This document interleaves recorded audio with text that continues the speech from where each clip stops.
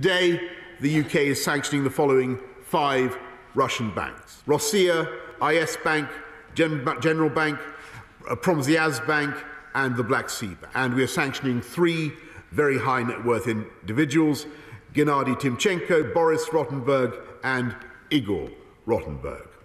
Any assets they hold in the UK will be frozen. The individuals concerned will be banned from travelling here. And we will prohibit all UK individuals and entities from having any dealings with them. And now the UK and our allies will begin to impose the sanctions on Russia that we have already prepared. I said on Saturday that his scheme to subvert and invade Ukraine was already in motion before our eyes.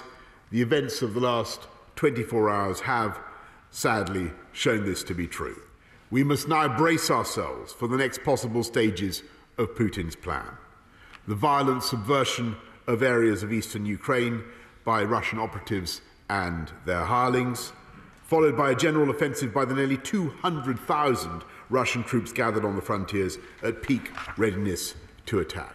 Unless the situation changes, the best efforts of the United States, of this country, France, Germany, and other allies to avoid conflict through patient diplomacy may be in vain.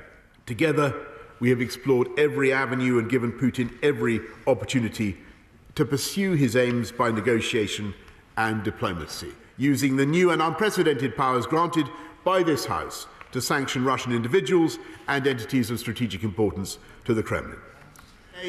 The UK is sanctioning the following 5 Russian banks: Rossiya, IS Bank, General Bank, Promsya's Bank, and the Black Sea Bank. And we are sanctioning 3 very high net worth individuals: Gennady Timchenko, Boris Rottenberg, and Igor Rottenberg. Any assets they hold in the UK will be frozen. The individuals concerned will be banned from travelling here. And we will prohibit all UK individuals and entities from having any dealings with them. This is the first tranche, the first barrage of what we are prepared to do. And we hold further sanctions at readiness to be deployed alongside the United States and the European Union if the situation escalates still further. Last night, our diplomats joined an emergency meeting of the UN Security Council, and we will raise the situation in the Organisation for Security and Cooperation in Europe. And let me emphasise what I believe unites every member of this House with equal determination: the resolve of the United Kingdom to defend our NATO allies is absolute and immovable.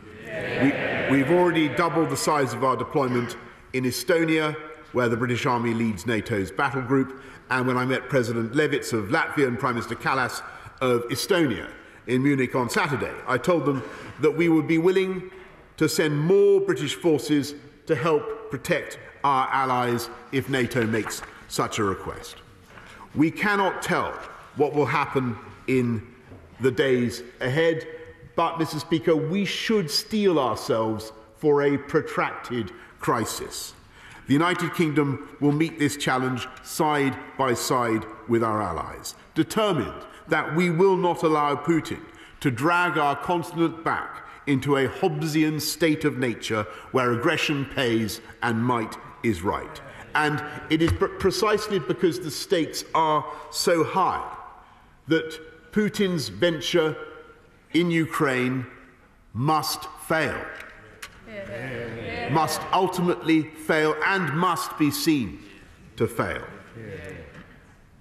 That will require the perseverance and the unity and the resolve of the entire Western alliance, and Britain, the UK, will do everything possible to ensure that that unity is maintained.